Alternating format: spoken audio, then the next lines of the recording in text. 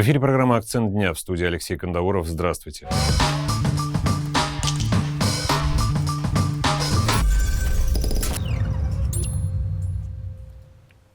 Ежедневно мы обсуждаем самые острые и резонансные темы. Сегодня поговорим о продвижении наших войск в зоне спецоперации.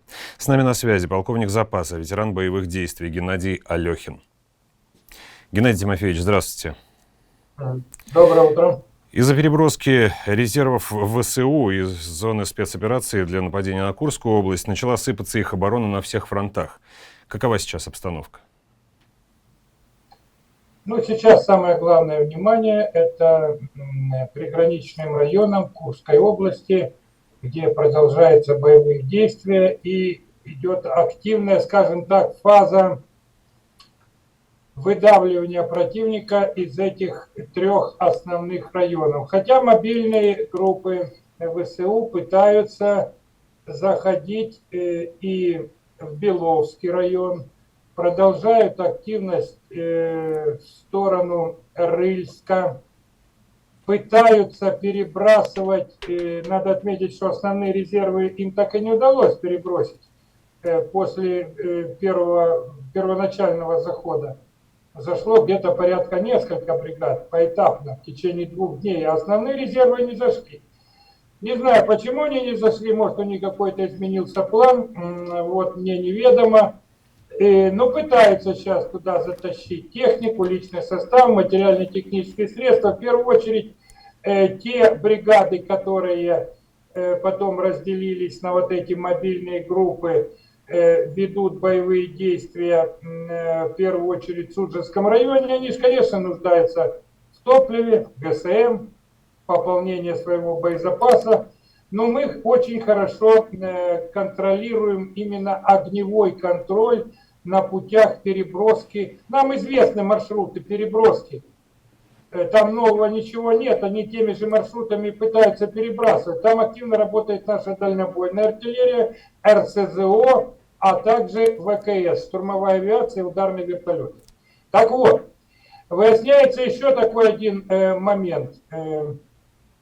Кстати, украинцы не скрывали, во всяком случае, их командование, что они готовят, какие-то резервы, там называли даже цифры, 12-14 бригад. Но тут есть такой нюанс. На самом деле несколько бригад из перечисленных там Сырским или названных там Зеленским, они просто доукомплектовывались. И за счет переброски дополнительных сил с других направлений, с Донбасского, с Харьковского, имеется в виду, с Купянска перебрасывали, они пытались эти бригады привести к нормальному бою и численность их нарастить хотя бы до 70-80%. 100% там не было. И сейчас они пытаются перебросить, но им это не удается. Так вот, в связи с тем, что, конечно, сейчас основной информационный акцент идет на Курском участке, где продолжаются бои, но как-то в меньшей степени говорится о всей линии фронта. А я хочу подчеркнуть такую очень важную деталь. На других направлениях боевые действия и огневая активность наступательного характера с нашей стороны, наоборот, увеличилась. Взять только 2 характерных примера. Красноармейск-Покровск. Раньше был Красноармейск, сейчас переименовали Покровск. Это важнейший логистический транспортный узел, расположенный на границе Днепропетровской области. Оттуда идут сразу разветвления и магистральные автомобильные маршруты как на север, так и на юг. На юг в сторону Угледара, на север это Часов Яр и Константиновка. Так вот, нам осталось порядка, чтобы полностью установить огневой контроль над этим важнейшим транспортным узлом, порядка 12-13 километров. Но это ничто практически. Это, в принципе, по нынешним меркам, если раньше еще 1,5 месяца назад 1,5-2 километра темп, то сейчас он возрос до 5-7 километров, а в условиях вот этой агломерации это очень важный момент. И совладением Покровска фактически можно сказать, что разрывается на две части группировка противника на Донбассе. И мы можем идти и наращивать свои усилия как в сторону Часов-Яра и Константиновки, так и в сторону Угледара. А судя по тому, что действительно линия фронта трещит, противник нуждается в дополнительных силах и средствах, и там уже ропщат на передовой, зачем, мол, кидали и перебрасывали некоторые подразделения на Курское направление. Даже командиры уже сознают, что по большому счету Курская авантюра, в прямом смысле этого слова, Курская авантюра не принесет каких-то зримых и ощутимых успехов украинской армии. Одновременно на Харьковском направлении тоже думали, что тишь да гладь. Нет, ничего подобного. Активные боевые действия происходят на 3 участках Харьковского направления. Это Купянск, Волчанск и Липцевский участок. Более того, наши штурмовые группы и отряды спецназа, морпехов, уже подошли вплотную к окрестностям населенного пункта Липцы. Информация меняется, информация поступает, но уже, по моим сведениям, активно идет в этом месте продвижение. И одновременно правее Липцевского участка, это ближе к Белгородской области, есть такой Золочевский район. Вот там было скопление противника где-то буквально еще 2 недели назад перед наступлением их на Курское направление. И вот там активно работает наша авиация, и наземные силы уже закрепляются в нескольких населенных пунктах уже на территории Харьковской области. Ну, Получается, примерно, что на всех фронтах мы ведем активное наступление. Я не скажу, что это наступление носит широкомасштабный характер, нет, но в тактическом Но плане ВСУ не может сдерживать оборону из-за переброски войск в Курск. По большому счету оборона ВСУ трещит по швам, и я не исключаю тот момент, что в любое время, даже в ближайшее будущее, где-то фронт может действительно посыпаться. Я бы так кратко охарактеризовал эту нынешнюю ситуацию. А наиболее уязвимые участки вот в зоне спецоперации у ВСУ? Да, я и назвал наиболее уязвимый участок, где стоит там, конечно, нам поддавить и более решительно действовать, но это я так высказываю свою точку зрения, военным, конечно, на месте виднее. Это вот действительно участок Покровск. Покровск. Там противник действительно шарахается и постоянно требует подвоза материальных средств, боеприпасов и также нуждается в ротации пополнений. Но о ротации уже речь не идет, хотя бы приток новых свежих сил. Вот этот участок самый такой для ВСУ проблемный. Что касается нападения на Курскую область, Зеленский запланировал создание там украинских военных комендатур. Он всерьез уверен, что захватит и удержит Курскую область? Не, ну, понимаете, там говорить можно все, что угодно. Дело в том, что можно выделить из этих слов этого Зеленского.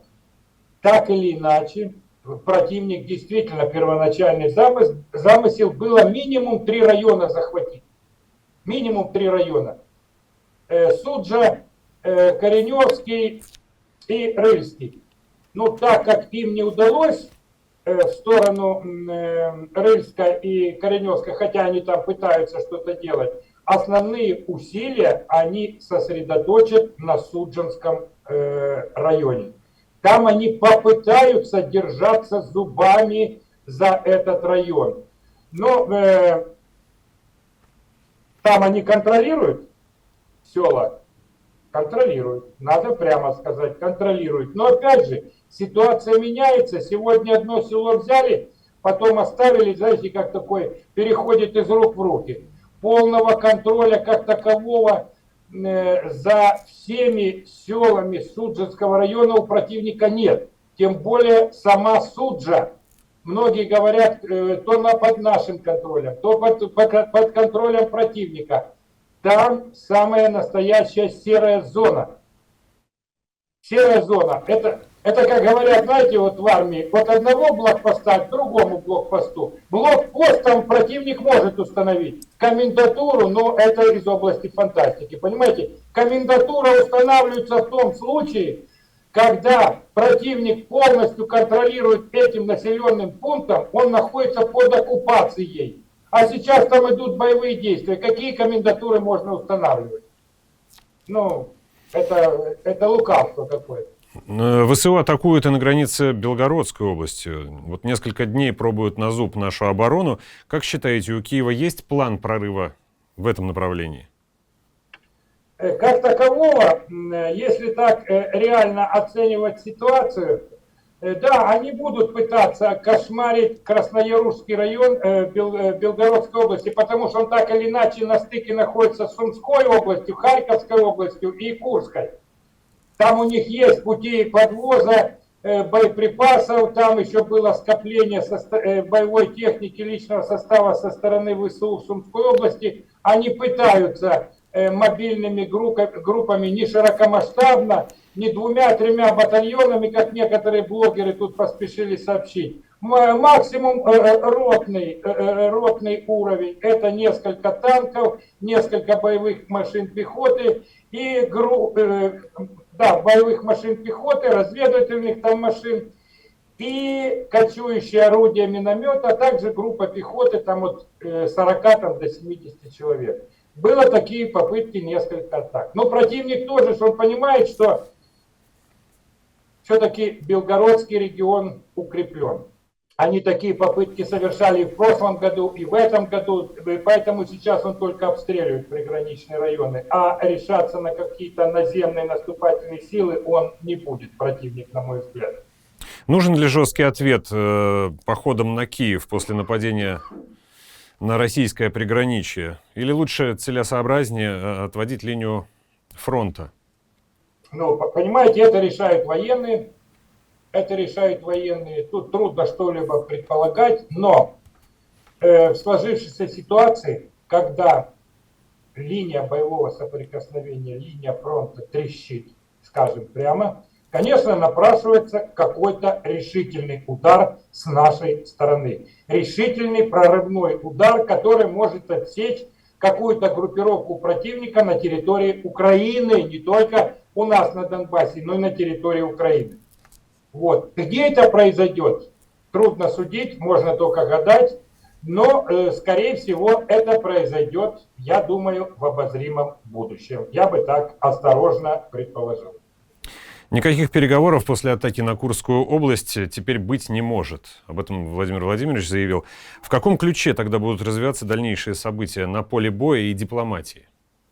Ну, понимаете, так или иначе, любой военный конфликт заканчивается каким-то мирным решением. Это или капитуляция, или какие-то соглашения. В нынешних условиях, естественно, мы же не отказывались от переговоров, даже выдвигали свои предложения. Об этом можно забыть. После нападения на Курск, на Курскую область, можно в долгий ящик. Если в дальнейшем, там, конечно, тут включаются и дипломаты, и все это я понимаю, если будут вестись какие-то разговоры, то, скорее всего, это разговоры будут или о капитуляции, или какие-то соглашения только на условиях России. Фактически с позиции сил. Спасибо, Геннадий Тимофеевич.